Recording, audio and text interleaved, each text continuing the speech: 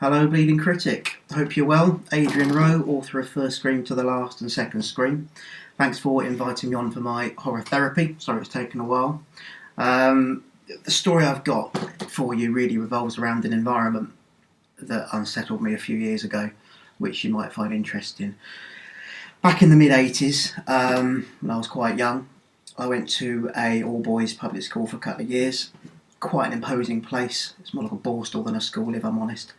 17th century manor house, quite small, set in the back of woodlands, so quite an eerie environment anyway.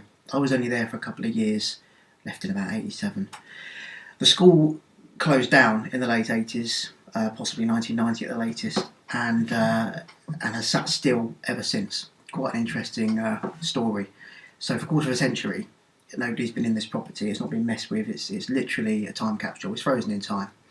I'd forgotten pretty much about the place until recently, when I read in the local press that police were clamping down on kids and such, like crashing in and using it as a hangout. If you can imagine, it's a bit of a local landmark. So going back a few years, I started thinking to myself, I'd regret it, I think, if I didn't get to have one last look around this property. Certainly given the fact that I was there myself all those years ago when it was a functioning school. So a few years ago I got inside the premises. Wish I didn't afterwards, to be honest with you. Coming through the woodland, if you can picture it, big 17th century eerie property in front of me. Boarded up pretty much. Someone had given me advice on a route in, shall we say, which I found. Jumped through, and literally I'm inside this building, which, if you can appreciate, I hadn't seen since I was about 13, 14, when it was functional. So I'm in the property and walking around the rooms and the corridors, which I hadn't seen for many, many years, and very, very surreal, unsettling and spooky experience, because everything was pretty much as I remembered. There was even notices up on the board. There were textbooks on the floor and on tables.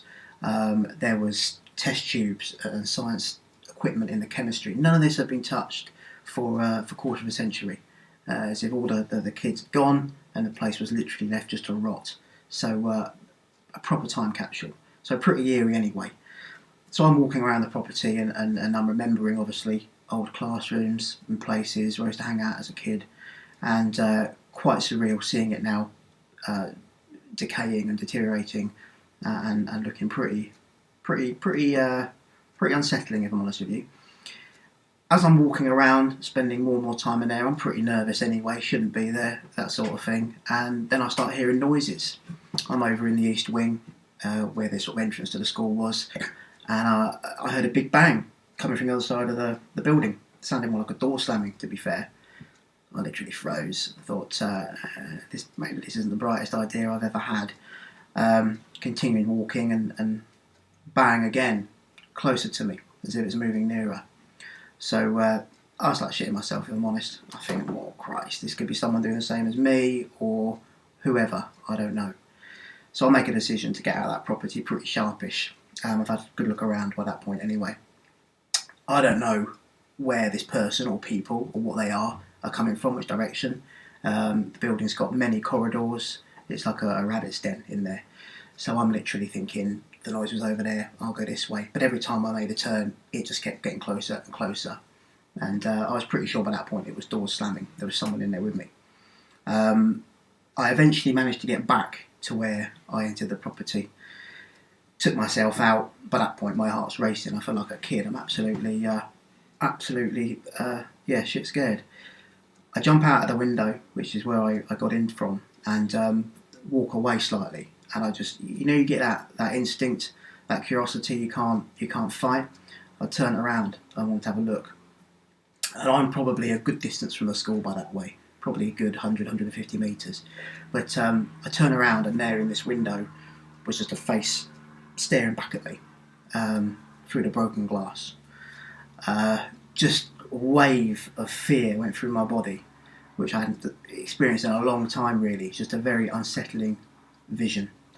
I couldn't see from the distance whether it was a bloke, a woman, who it was. They just staring right back at me.